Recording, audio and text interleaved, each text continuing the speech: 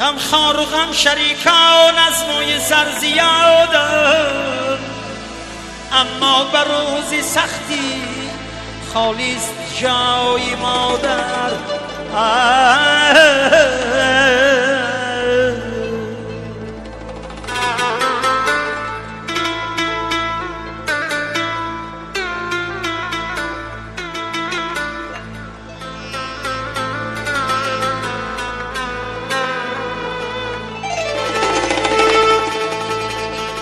از سطوت و توزی شهرت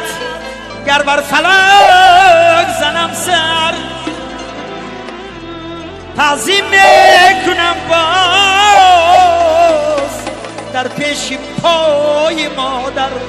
در پیش پای